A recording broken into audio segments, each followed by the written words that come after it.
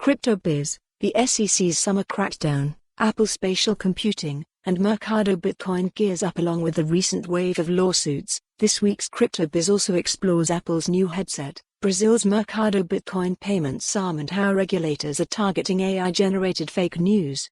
Newsletter. Join us on social networks. After a period of relative calm, the United States Securities and Exchange Commission, SEC, kicked off its summer crypto crackdown by targeting two major exchanges, Binance and Coinbase. A total of 13 charges have been filed against Binance. One of the allegations in the suit claims that funds from Binance and Binance US were commingled into an account controlled by the Changpeng Zhao associated company, Merit Peak. As for Coinbase, the SEC claims it has been offering unregistered securities and was never registered as a broker, securities exchange or clearing agency.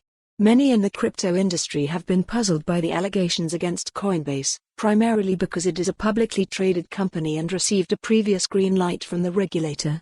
While not surprising, this week's developments again shed light on the dubious practices of the SEC toward the crypto space, as it claimed companies failed to register with the regulator, despite the absence of a path to do so. Ripple CEO Brad Garlinghouse said the latest string of lawsuits is an attempt by the SEC to distract from the agency's FTX debacle. Let's not forget the SEC has not sued FTX, although it has charged its founder and former executives.